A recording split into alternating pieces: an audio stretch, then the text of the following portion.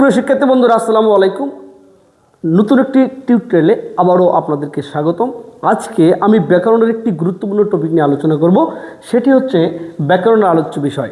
আজকে আমি এই ভিডিওর মাধ্যমে ব্যাকরণের আলোচ্য বিষয় সম্পর্কে সমস্ত কনফিউশন দূর করার চেষ্টা করব ইনশাআল্লাহ। তো সবার আগে আমরা জানার চেষ্টা করি যে ব্যাকরণ কি। আমরা যদি ব্যাকরণ শব্দটাকে বিশ্লেষণ করি তাহলে দাঁড়ায় বি যোগ আ যোগ ক্রি যোগ অন, এবং এটির অর্থ যেটি দাঁড়ায় সেটি হচ্ছে বিশেষভাবে বিশ্লেষণ। বিশেষভাবে বিশ্লেষণ তাহলে কি দাঁড়ালো, যে ব্যাকরণ বিশেষভাবে বিশ্লেষণ করে কাকে? ভাষাকে। অর্থাৎ ব্যাকরণ ভাষাকে বিশেষভাবে বিশ্লেষণ করে, অর্থাৎ ভাষার গঠন, রীতি এবং উৎপত্তি সম্পর্কে বিস্তারিত আলোচনা করে, সেটি হচ্ছে ব্যাকরণ। কিন্তু আমরা যেটা সবাই জানি যে ব্যাকরণ কাকে বলে, আমরা অনেকেই জানি যে পুস্তক পাঠ করলে ভাষা শুদ্ধরূপে বলতে, পড়তে ও লিখতে পারা যায় তাকে ব্যাকরণ বলে।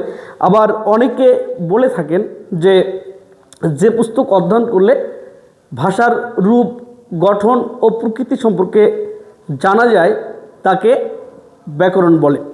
তো এখন বিষয় হচ্ছে যে ব্যাকরণের আলোচ্য বিষয়গুলো কি, ব্যাকরণ কোন কোন বিষয় নিয়ে আলোচনা করে। এখানে আপনারা মনে রাখবেন যে শুধু বাংলা ভাষা নয়, পৃথিবীর যত ভাষা রয়েছে এই প্রত্যেকটি ভাষার 4টি আলোচ্য বিষয় থাকে। অর্থাৎ সেটি হচ্ছে যে ধ্বনি, শব্দ, বাক্য, অর্থ। অর্থাৎ ধ্বনিতত্ত্ব, শব্দতত্ত্ব, বাক্যতত্ত্ব এবং অর্থতত্ত্ব। তো ধ্বনিতত্ত্বটা কি? ধ্বনিতত্ত্ব হচ্ছে ব্যাকরণের যে অংশে ধ্বনি সম্পর্কে বিশদ আলোচনা করা হবে সেটি হবে ধ্বনিতত্ত্ব। তারপরে যেটি রয়েছে সেটি হচ্ছে শব্দতত্ত্ব। তার মানে ব্যাকরণের যে অংশে শব্দ সম্পর্কে বিশদ আলোচনা করা হবে তাকে শব্দতত্ত্ব বলে। শব্দতত্ত্বের আরেকটি নাম হচ্ছে রূপতত্ত্ব। এখন কেন শব্দতত্ত্বের আরেকটি নাম রূপতত্ত্ব হলো? এখানে আপনারা মনে রাখবেন যে শব্দের ক্ষুদ্রাংশ হচ্ছে রূপ। অর্থাৎ একটি শব্দ গঠনের যে ক্ষুদ্র অংশটুকু রয়েছে সেটি হচ্ছে রূপ। এই জন্যে শব্দতত্ত্বকে রূপতত্ত্ব বলা হয়। তারপরে যেটি রয়েছে সেটি হচ্ছে বাক্যতত্ত্ব। বাক্যতত্ত্ব কী করে? ব্যাকরণের যে অংশে বাক্য সম্পর্কিত বিশদ আলোচনা করা হয় তাকে বাক্যতত্ত্ব বলে। বাক্যতত্ত্বের আরেক নাম হচ্ছে পদক্রম। কেন বাক্যতত্ত্বের আরেকটি নাম পদক্রম হলো? কারণ আপনারা এখানে মনে রাখবেন যে ব্যাকরণের বিভিন্ন শব্দগুলোকে পাশাপাশি ধারাবাহিকভাবে সাজিয়ে একটি বাক্য তৈরি করা হয়, যার কারণে এই বাক্যতত্ত্বের আরেকটি নাম হচ্ছে পদক্রম। তারপরে যেটি রয়েছে সেটি হচ্ছে অর্থতত্ত্ব। অর্থতত্ত্ব হচ্ছে ব্যাকরণের যে অংশে অর্থ সম্পর্কে বিশদ আলোচনা করা হয় সেটিকে বলা হয় অর্থতত্ত্ব। তো এখন আমরা জানার চেষ্টা করব স্পেসিফিকভাবে ধ্বনিতত্ত্বের আলোচ্য বিষয় কোনগুলো, শব্দ বা রূপতত্ত্বের আলোচ্য বিষয় কোনগুলো, বাক্যতত্ত্বের আলোচ্য বিষয় কোনগুলো এবং অর্থতত্ত্বের আলোচ্য বিষয় কোনগুলো। এখানে সর্বপ্রথম যেটি রয়েছে সেটি হচ্ছে ধ্বনিতত্ত্ব। ধ্বনিতত্ত্বের প্রথম আলোচ্য বিষয় হচ্ছে ধ্বনি ও বর্ণ, এবং তারপরে ধ্বনির পরিবর্তন, ধ্বনির মিলন। ধ্বনির মিলন মানে সন্ধিকে বোঝানো হয়েছে। আবার নত্ব ও সত্যবিধান। এখানে নত্ব এবং সত্য দুইটি বর্ণ, আর বর্ণ বা ধ্বনি, যার কারণে এই নত্ব সত্যবিধানও কী হচ্ছে? ধ্বনিতত্ত্বে আলোচিত হচ্ছে। অনুরূপভাবে সন্ধি, সন্ধি মানে ধ্বনির মিলন, তার মানে অবশ্যই সন্ধির সাথে কী রয়েছে? ধ্বনির একটা সম্পর্ক রয়েছে, যার কারণে এই সন্ধি হচ্ছে ধ্বনিতত্ত্বের আলোচ্য বিষয়। তাহলে আমরা কি জানলাম?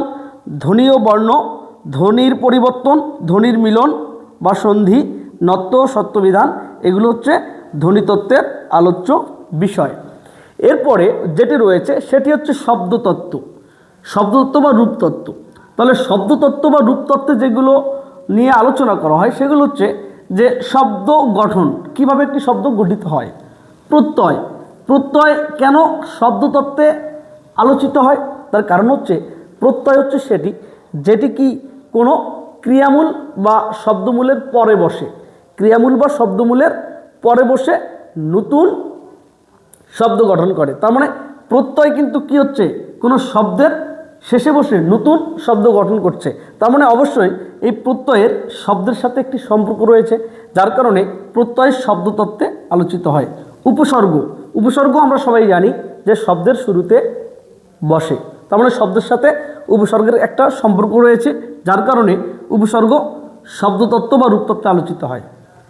লিঙ্গ, পুরুষ, বচন, ধাতু, দ্বিরুক্তি শব্দ, পদাশ্রিত নির্দেশক, সমাস, কারক, অনুসর্গ, পদ পরিচয়, এই প্রত্যেকটিরই শব্দের সাথে কোনো না কোনো সম্পর্ক রয়েছে, যার কারণে এগুলো সবগুলোই শব্দতত্ত্বে আলোচিত হয়ে থাকে। এখানে একটা বিষয় আছে যে পদ পরিচয়, পদ পরিচয় শব্দতত্ত্বের আলোচ্য বিষয়, কিন্তু পদের পরিবর্তন এটি কিন্তু আবার বাক্যতত্ত্বের আলোচ্য বিষয়। কারণ পদ পরিচয়ের মধ্যে আমরা যেগুলো পাই সেগুলো শব্দের সাথে সম্পর্কিত, কিন্তু পদের পরিবর্তন বাক্যের সাথে সম্পর্কিত। কেন?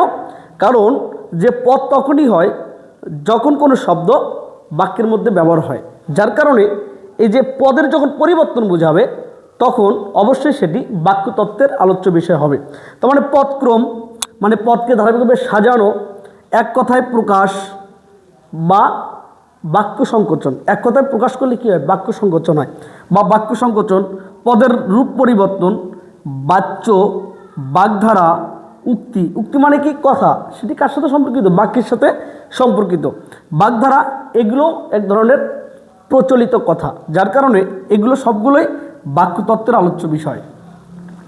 তারপরে যেটি রয়েছে সেটি হচ্ছে অর্থতত্ত্ব। বাক্যের অর্থবিচার, শব্দের অর্থবিচার, মুখ্যার্থ, গৌণার্থ, বিপরীতার্থ, এই সবগুলোই অর্থতত্ত্বের আলোচ্য বিষয়। মনে রাখবো কিভাবে? শুধু আপনারা মনে রাখবেন যে এই অর্থ কথাটা যার সাথেই যুক্ত থাকবে সেটি অর্থতত্ত্বের আলোচ্য বিষয় হবে। লক্ষ্য করুন, বাক্যের অর্থবিচার, শব্দের অর্থবিচার, মুখ্যার্থ এই যেখানে অর্থ রয়েছে, গৌণার্থ, বিপরীতার্থ, এই সবগুলোর সাথে অর্থ যুক্ত রয়েছে, যার কারণে এই সবগুলোই অর্থতত্ত্বের আলোচ্য বিষয়। আশা করি পুরো ভিডিওটি আপনাদের ভালো লেগেছে। ধন্যবাদ সবাইকে। আসসালামু আলাইকুম। দেখা হবে অন্য কোনো ভিডিওতে। সে পর্যন্ত সবাই ভালো থাকবেন, সুস্থ থাকবেন, সাদিক পাঠশালার পাশেই থাকবেন।